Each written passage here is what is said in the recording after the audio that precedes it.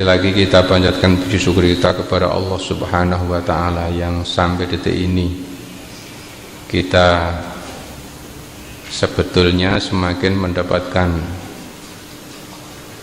nikmat dan karunia yang la tuhsuha, yang tidak terbatas, termasuk ketika detik ini kita bisa berkumpul di tempat yang dimuliakan Allah ini.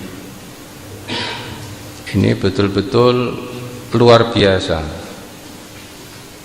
Yang menciptakan Allah, yang menciptakan kita adalah Allah.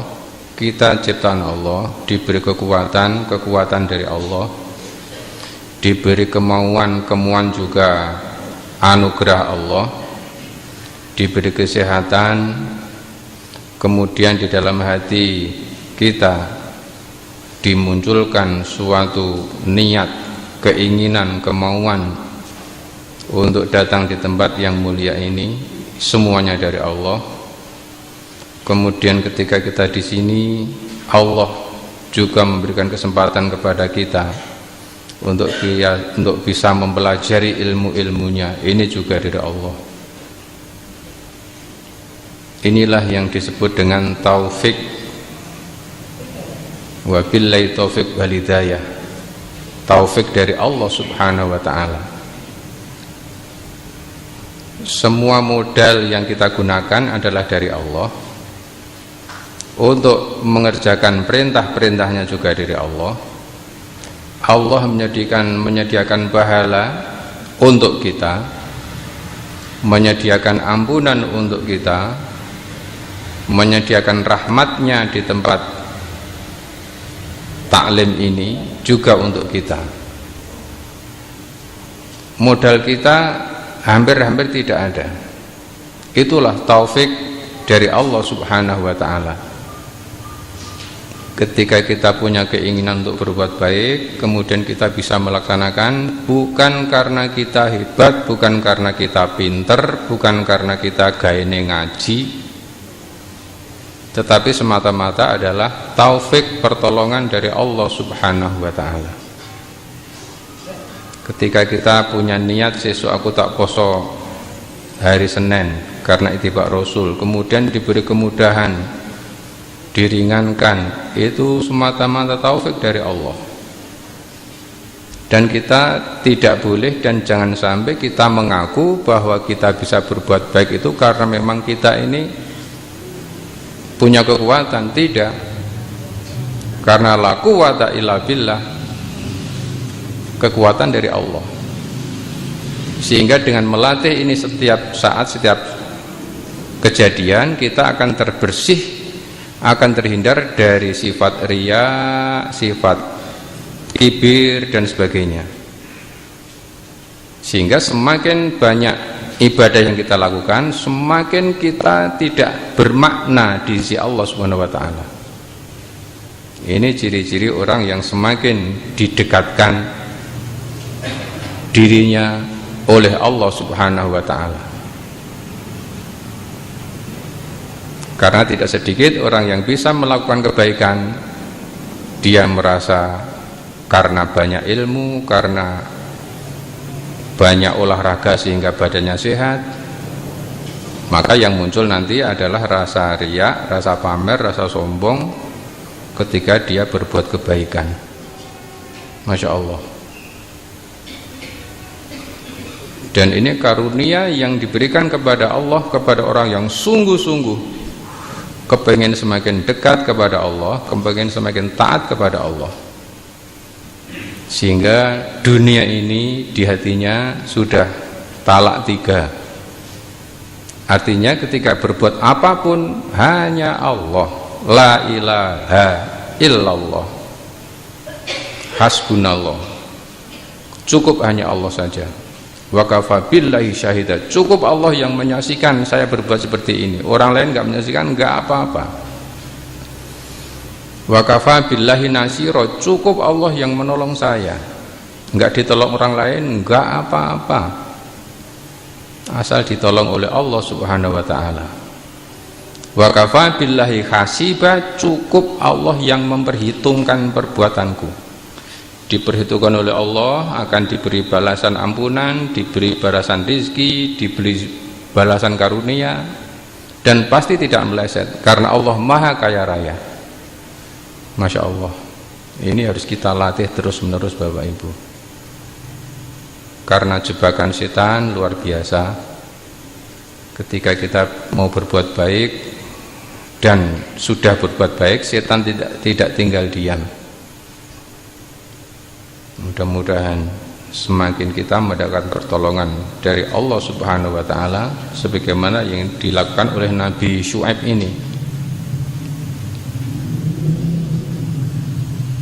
Nabi Syuaib menyatakan bahwa wa ma taufiqi illa billah alaihi tawakkaltu wa ilaihi unib. Semua yang aku lakukan ini hanyalah taufik dari Allah Subhanahu wa taala.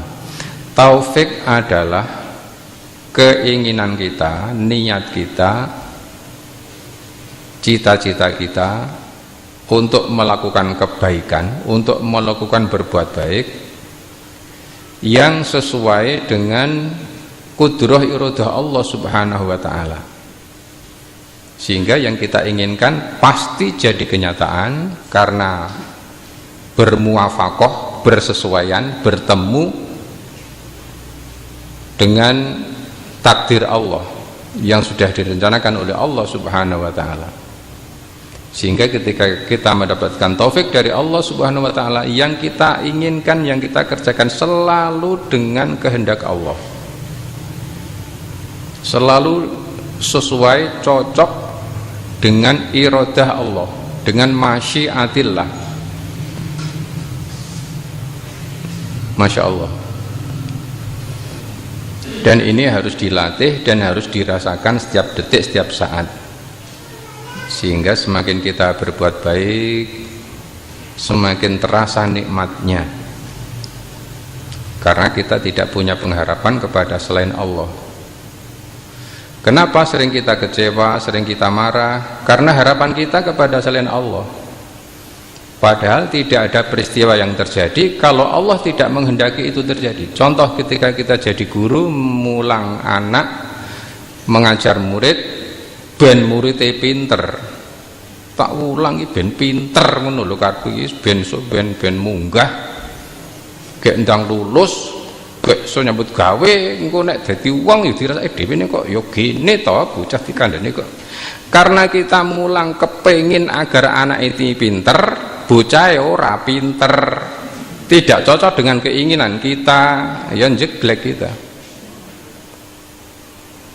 Bisa dipahami nggih Bapak Ibu nggih? Kan kita sering begitu. Dengan anak-anak kita juga begitu. Seru tak kon nurut ngono lho. Tak kon pinter, tak kon tertib ngono lho. Padahal kita sendiri arep pinter ka awake dhewe ra iso angel. Kok anake wong liya dikon dadi pinter. Lah terus pripun? Ya suka-suka Allah saja. Kalau kita mengajar, ini perintah Allah, tawasau bil haq wa tawasau bis sabr. Kita punya ilmu, disuruh mengajarkan, disuruh nular-nular ke titik. Selebihnya kita memohon, berdoa kepada Allah Subhanahu wa taala. Kalau anak kita berhasil jadi anak pinter, alhamdulillah. Kalau anak kita belum pinter, ya itulah usaha kita, itulah lahan amal kita agar kita semakin koreksi diri. Mungkin leku mulang kurang tepat metodenya, caranya untuk memperbaiki diri. Ketika belum berhasil menjadi pintar murid kita dapat keuntungan untuk evaluasi diri, memperbaiki diri kita. Kalau anak kita jadi pintar, kita bersyukur kepada Allah karena usaha kita cocok dengan taufik dari Allah. Tetapi kalau tidak demikian, anaknya pintar jadi wong, ngondeh-ngondeh terus, bocah kayak gini dhisik tak ulang saibar dadi wong ki lho. Ketemu ning dalan ki melengos. Sapa sing ora keloro-loro le ora anyel, ya selamat anyel, sing ngakon nganyel so. Itu karena apa? Karena luput dari Allah. yang jadi cita-citanya bukan Allah, yang jadi harapannya bukan Allah. Masya Allah, ini kita meluruskan kegiatan-kegiatan kita sehari-hari yang belum lurus.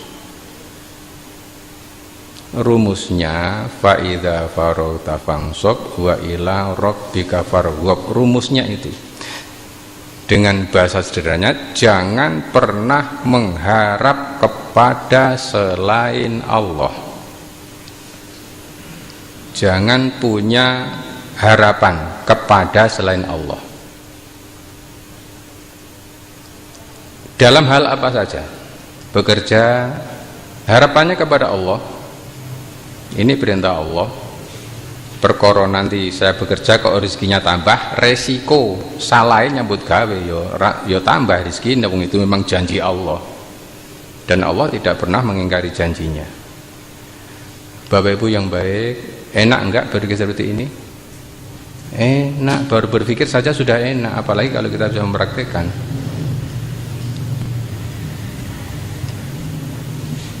Jadi penderitaan, kekecewaan adalah karena kita salah fokus. Ketika kita fokusnya juga salah. Fokusnya apa? Fokusnya ya la ilaha illallah itu dengan arti yang seluas-luasnya. Qala ya qaumi ara'aytum in kuntu ala bayyinatin mir rabbi wa razaqani minhu rizqan hasana wa ma uridu an ukhalifakum ila ma anhaakum anhu in uridu illal islaha mastata'tu wa ma taufiqi illa billahi alaihi tawakkaltu wa ilaihi unib wa ma taufiqi illa billah. Semua yang aku kerjakan ini adalah dengan selalu memohon mengharapkan taufik dari Allah yang kepadanya selalu saya menyandarkan diri. Hanya kepadanya lah saya selalu tawakaltu. Andalan saya hanya Allah yang saya andalkan. Karena wa ilahi unib, kepada Allah lah nanti aku akan dikembalikan. Bapak Ibu yang berbahagia, An Abdurrahmanis Salimi An Irbad bin Sariyah qala shalla bina Rasulullah dzata yaumin summa aqbala alaina fa wa'adna mau'idatan balighatan dzarafat minhal uyun wa wajilat minhal qulub.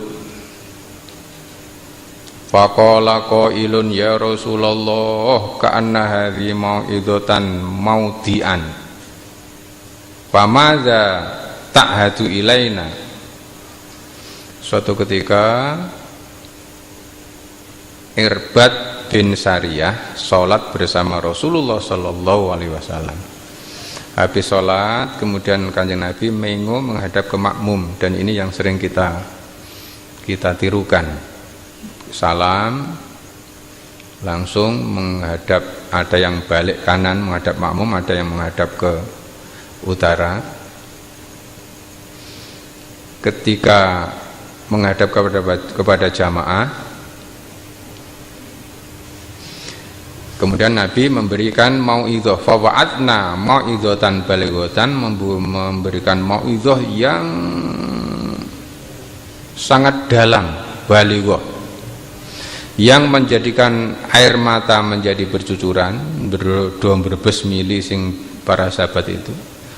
Kemudian hatinya sangat tergetar dengan nasihat Kanjeng Nabi ini. Seolah-olah dirasakan oleh sahabat, seolah-olah ini adalah nasihat yang terakhir.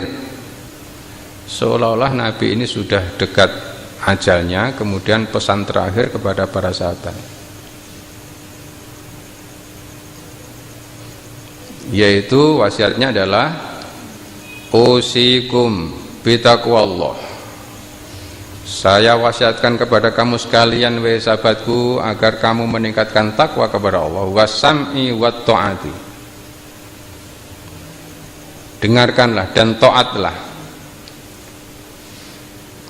Taatlah kamu wa in abdan habisan, meskipun kamu dipimpin oleh seorang hamba saya yang hitam legam.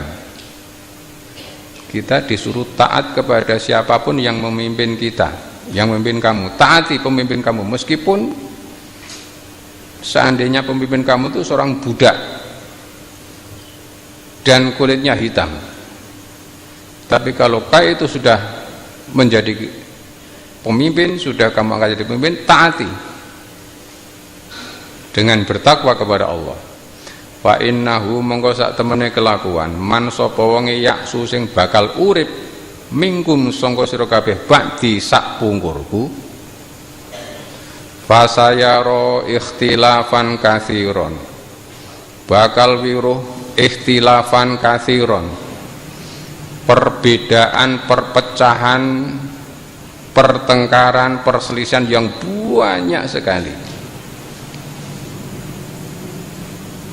Sahabatku, siapapun nanti yang masih hidup setelah saya wafat, sak punggurku, kamu akan melihat di muka bumi ini perselisihan, pertengkaran yang sangat banyak sekali. Nanti kalau kamu sudah menemui hal seperti itu, fa'alaikum bisunnati, fa'alaikum mongko wajib tumrap sira kabeh bisunnati kelawan sunnah ingsun, wa sunnatil khulafa'ir rasyidina, dan sunnah khulafa' ar-rasyidin. Tamassaku biha, gondelono sunnahku lan sunahe khulafa'-khulafa'ku, wa addu alaiha binawajidhi, gondelono lemu gondeli seolah-olah sunnah itu kamu gigit, dicokot, digigit dengan gerigi gerahamu, ben ora lepas, ben ora owal. Pegang erat-erat sunnahku dan sunnah khulafaur rasyidin ketika nanti terjadi ikhtilafan katsirah, perbedaan yang bermacam-macam, yang beraneka ragam. Wa iyyakum wa muhdatsatul umur, lan ojo nganti seliramu padha kepencut kelawan muhdatsatul umur, kelawan barang kang dianyar-anyarake.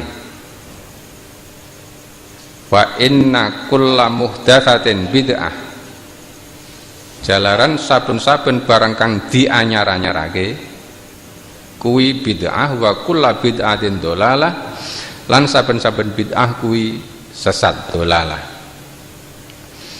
Rawahu Tirmidzi wal Hakim wa Ibnu Hibban.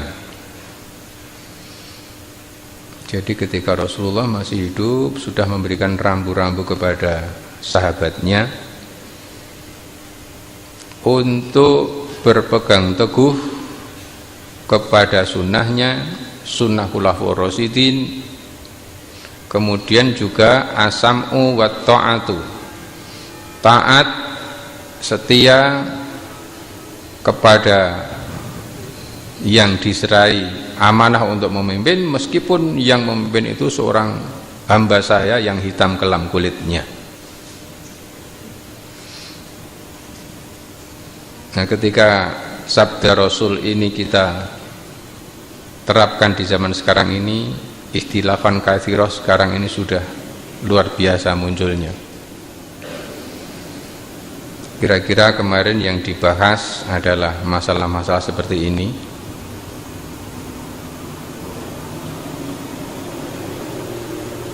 Sehingga solusi yang harus kita dapatkan, kita harus betul-betul tepat.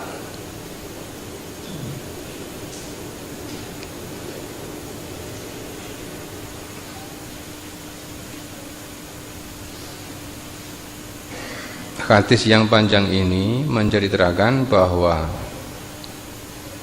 Hudzaifah bin Yaman, seorang sahabat spesial yang menyimpan atau yang dikasih rahasia-rahasia oleh Rasulullah, Hudzaifah bin Yaman ini ditanya oleh Umar bin Khattab tentang fitnah akhir zaman. Mungkin Umar bin Khattab punya pengertian Hudzaifah bin Yaman pasti dikasih rahasia oleh Rasulullah. Dia mungkin akan tahu tentang fitnah akhir zaman. Kemudian inti dari hadis ini bahwasanya fitnah akhir zaman dalam arti perpecahan yang banyak tadi itu, perselisihan antara sesama kaum muslim atau di antara semua manusia,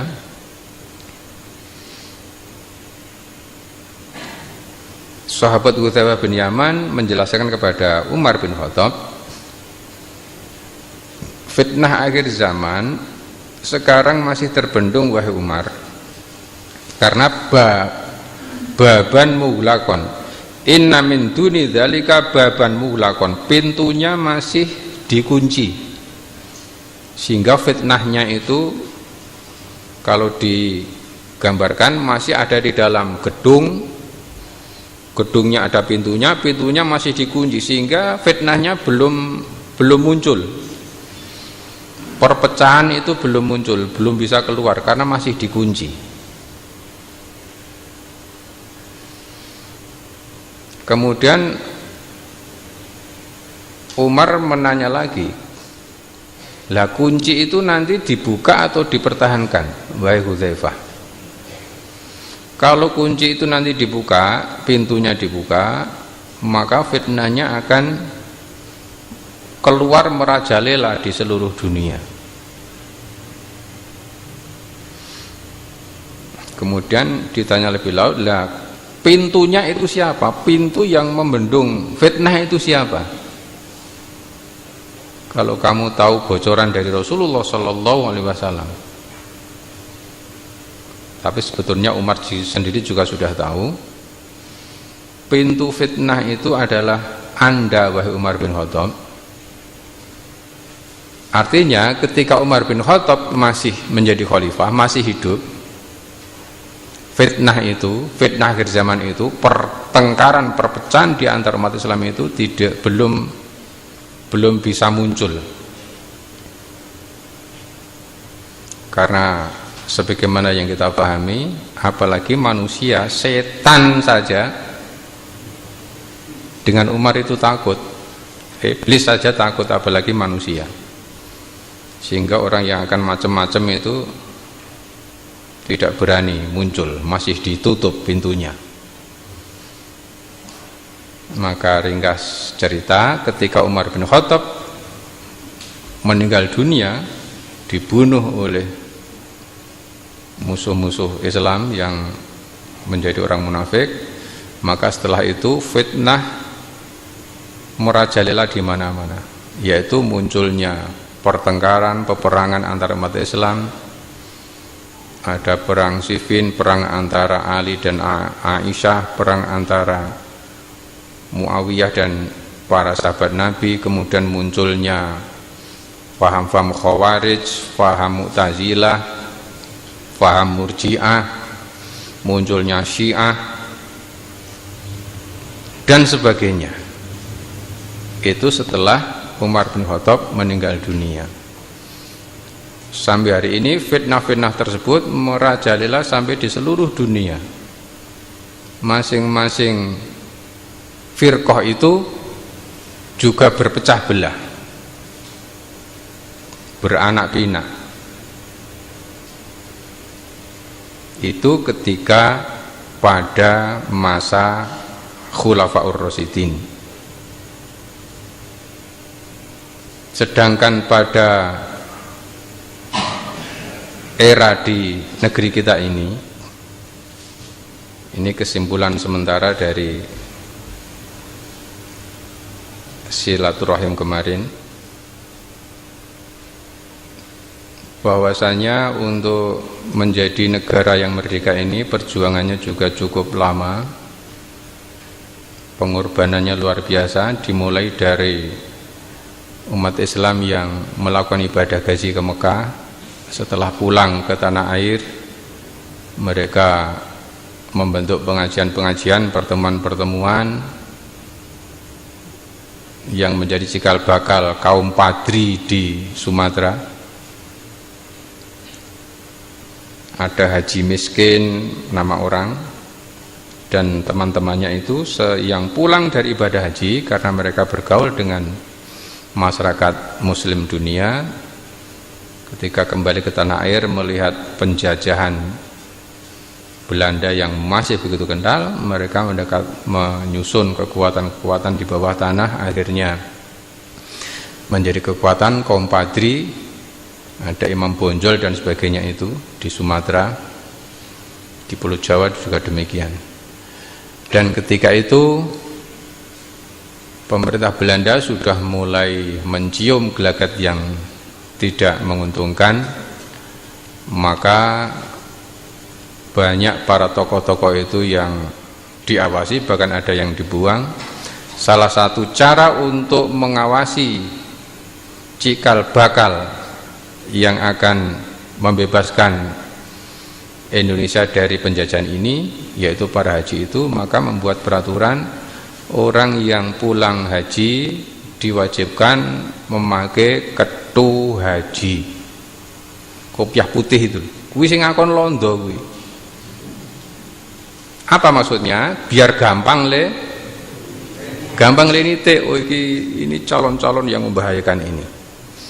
Pakaiannya kon nganggo ketu haji, kemudian titelnya ya dikon nulis ning ngarepe nganggo tulisan H itu, agar gampang dipantau, gampang diawasi.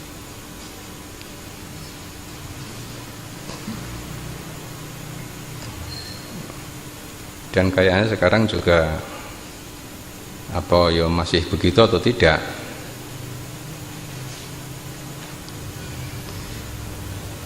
Akhirnya muncul perang Padri, perang Diponegoro. Di Jawa ada muncul pergerakan-pergerakan, ada Sarekat Islam yang dipimpin oleh Cokro Aminoto, itu guru bangsa itu, Pak Karno dan sebagainya, itu dulu murid-murid beliau, termasuk Sarekat Dagang. Ada SI putih dan SI merah. SI putih menjadi Masyumi, SI merah menjadi PKI. Itu juga orang ya tokoh-tokoh Islam dulunya, tetapi fahamnya faham sosialis. Organisasi ini berdiri memang merangkak dari nol, dari alif ba ta, dari ABCD. NU dan Muhammadiyah dan NU itu. Mereka menjadi besar, akhirnya dibentuklah suatu konsensus untuk menyusun persiapan kemerdekaan. Akhirnya merdekalah Indonesia pada tahun 45 itu. Nah, pada waktu itu non-Islam, orang Kristen, hanya ada satu orang yang masuk dalam kepanitiaan, karena mereka tidak begitu penting bahwa merdeka bahwa ora. Sing penting golek pangan lancar, kira-kira begitu mungkin. Setelah merdeka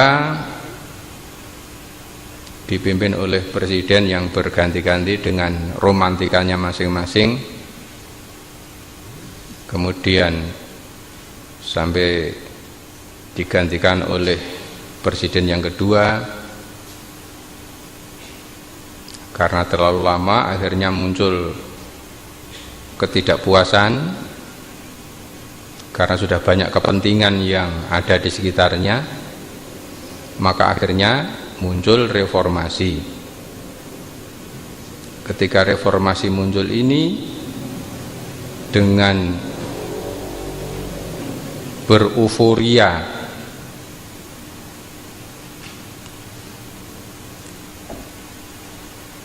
akhirnya UUD 45 diamandemen, dirubah dirubah sampai 4 kali pasal-pasalnya, ada yang dibuang, ada yang dikurangi, ada yang ditambah, sehingga pasalnya sekarang sudah menjadi sangat gemuk, sangat banyak. Nah, ketika UUD 45 ini di amandemen, dirubah, inilah meskipun tidak pas gambarannya seperti ketika Umar bin Khattab meninggal dunia. Maka faham-faham yang menyimpang banyak yang berdatangan. Setelah UUD 45 ini di amandemen, dirubah, yang ikut merubah itu juga kepentingan asing juga banyak. Kepentingan tangan-tangan asing, negara asing dengan menggunakan tangan-tangan halus bangsa Indonesia yang pro juga ikut urun, ikut memilih mana pasal yang harus dikurangi atau ditambah. Akhirnya semakin longgar, maka masuklah berbondong-bondong faham-faham keagamaan dari luar masuk ke sini.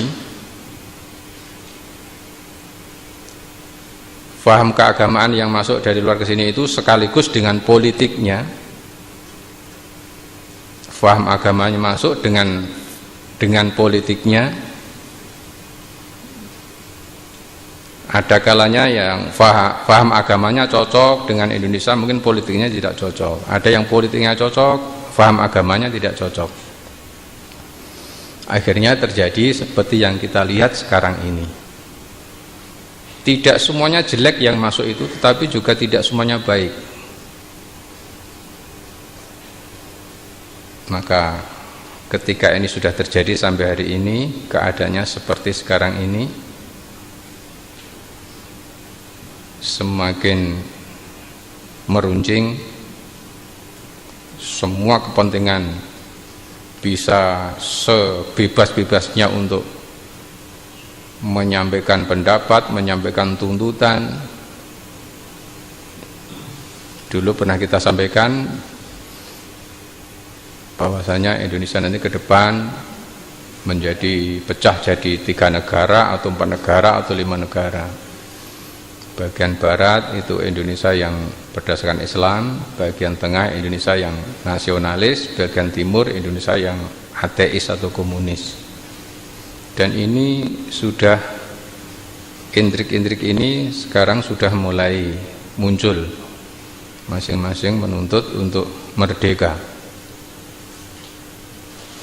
Pintunya adalah ketika UUD 45 di amandemen. Nah, sekarang banyak yang kepengen kembali ke UUD 45 yang dulu, tetapi juga tidak mudah wong sing iso ngowahi itu MPR DPR. Padahal MPR DPR kan kita tahu sendiri dari berbagai pihak yang ada di sana, sehingga kita melihat antar sesama orang muslim banyak perbedaan-perbedaan, yang perbedaan itu sebetulnya dulu sudah ada,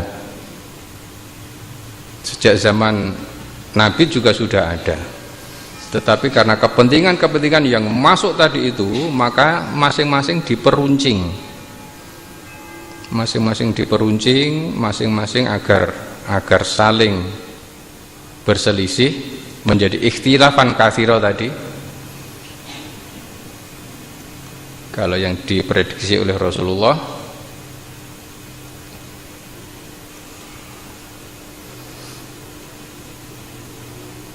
fasayara ikhtilafan katsira fa innahu mayyashi minkum ba'di fasayara ikhtilafan katsira. Siapapun di antara kamu nanti yang hidup setelah saya meninggal, kamu akan melihat perbedaan yang bermacam-macam. Perbedaan ini semakin marak. Kita tahu sesama ormas Islam saja sudah berpecah, pecahannya lagi berbeda lagi. Satu ormas, apalagi antar ormas, apalagi antar agama.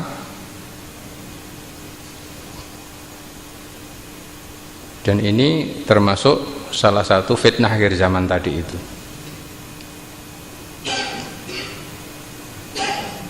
Nah, yang jadi pertanyaan sebenarnya solusinya apa? Yang apa yang harus kita lakukan ketika terjadi seperti ini? Adanya pembakaran masjid di Tolikara, pembakaran gereja di Singkil Aceh, ini juga untuk ini, untuk menyulut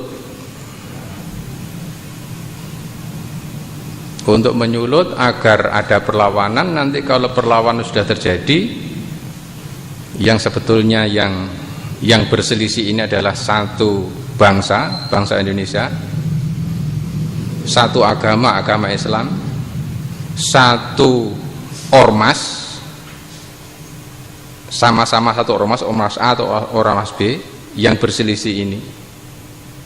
Dan ini diupayakan agar masing-masing ini berselisih, bertengkar. Nanti kalau sudah berselisih, bertengkar, maka datanglah musuh yang sebenarnya. Musuh sebenarnya ini dia akan membantu masing-masing yang berselisih ini. Masing-masing dibantu. Dan ini yang menjadi target orang yang tidak senang kalau Indonesia ini utuh. Karena kalau Indonesia itu utuh, yang utuh adalah umat Islam. Kalau Indonesia itu jaya, yang jaya adalah umat Islam. Kalau Indonesia itu rakyatnya pinter-pinter, yang pinter adalah umat Islam. Kalau Indonesia itu makmur, yang makmur adalah umat Islam. Dan itu mereka tidak suka. Al-Baqarah 105 atau 109 itu. Tidak mungkin ahli kitab itu orang mukmin mendapatkan kebaikan dari Allah. Artinya ketika kita mendapatkan bantuan dari manapun datangnya, itu ada maksudnya.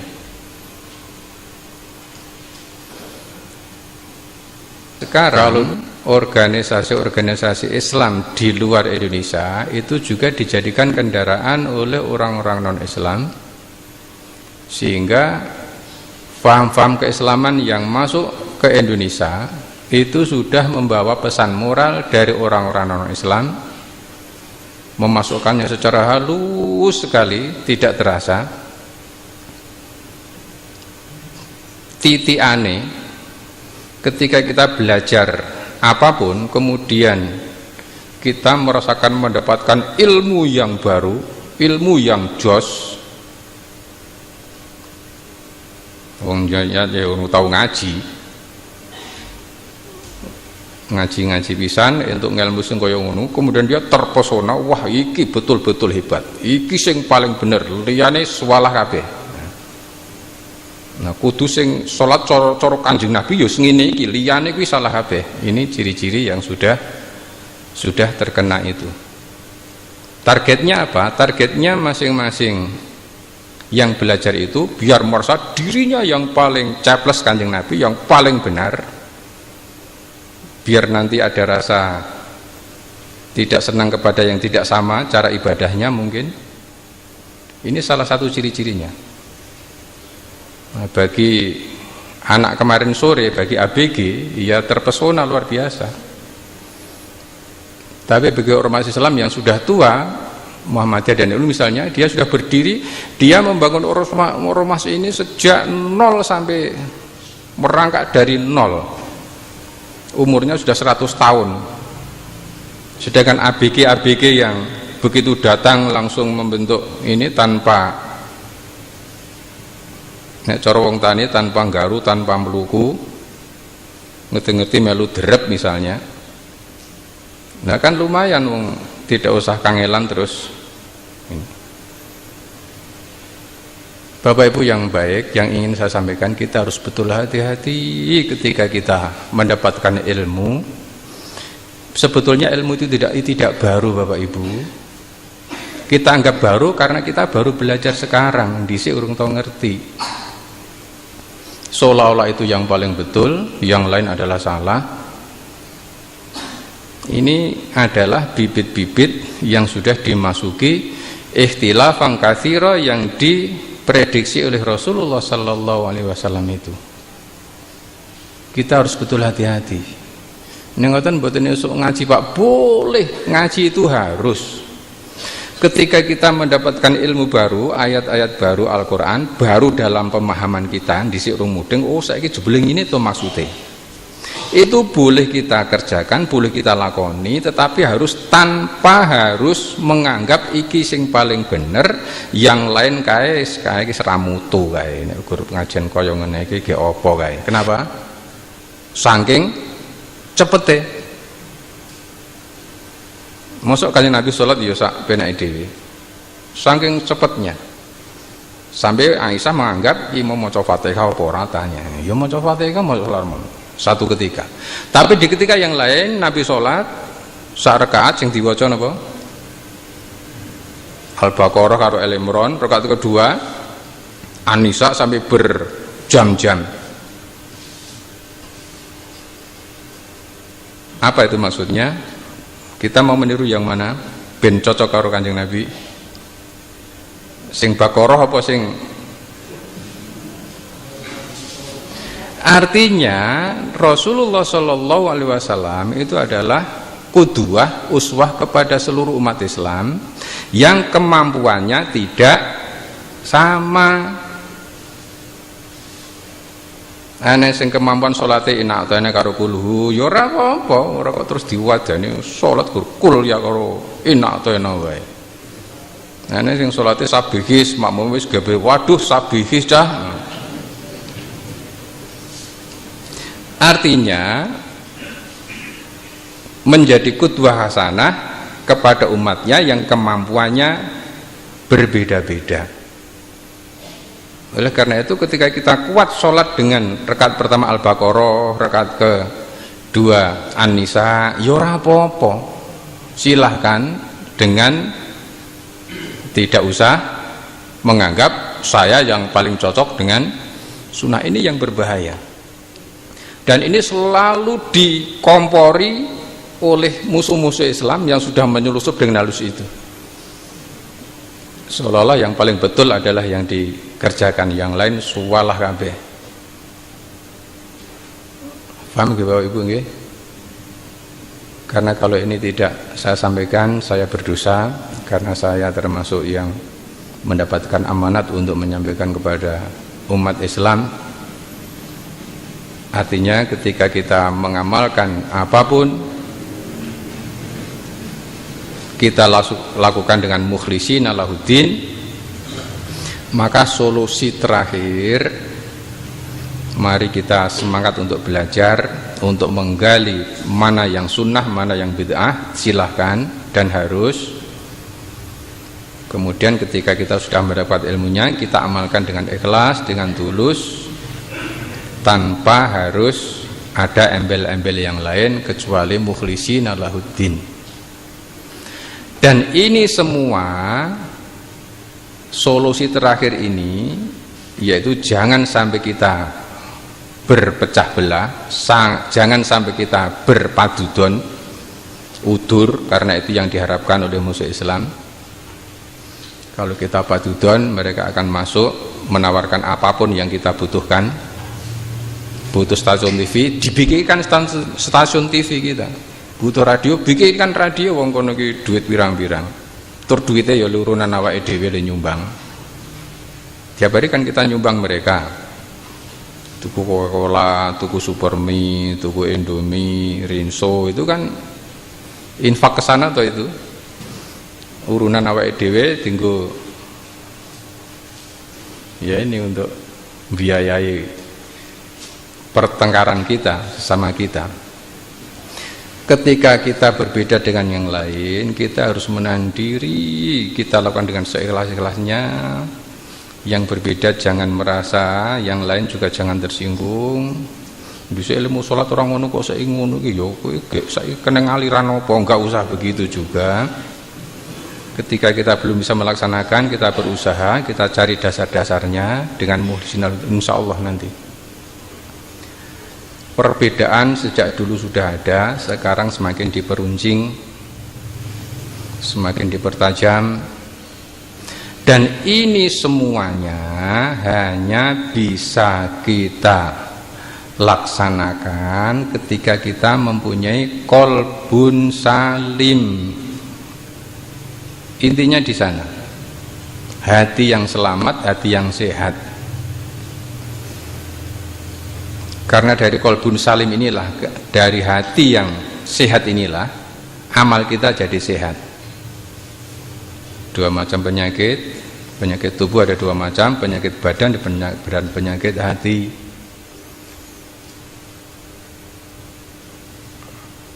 Penyakit hati ada dua macam, penyakit subhat dan penyakit syahwat.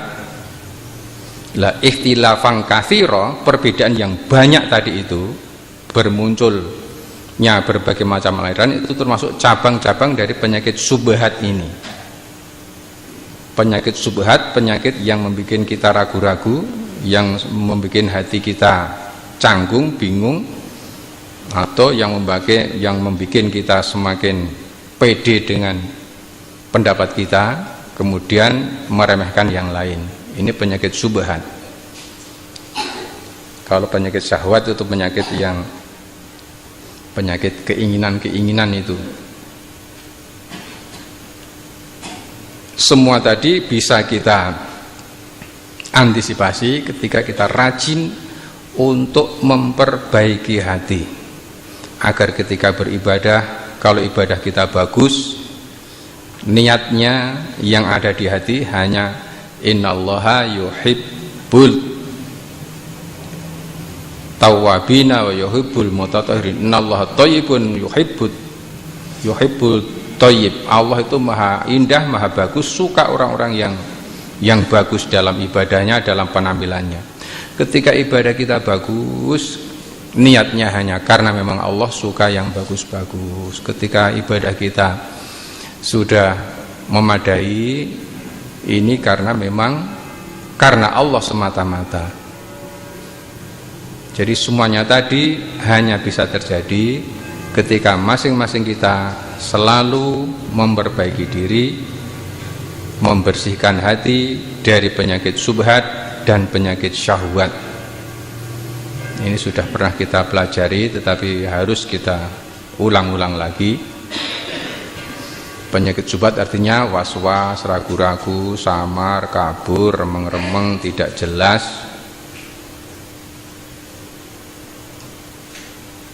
sehingga kita berubah-ubah keyakinan, memutarbalikkan antara hak dengan yang batil, yang ma'ruf dengan yang mungkar, dan sebagainya. Bapak Ibu yang berbahagia, itu sebagian kecil dari yang saya peroleh untuk kepentingan kita semuanya. Mari untuk menyikapi apapun yang terjadi, karena semakin hari nanti semakin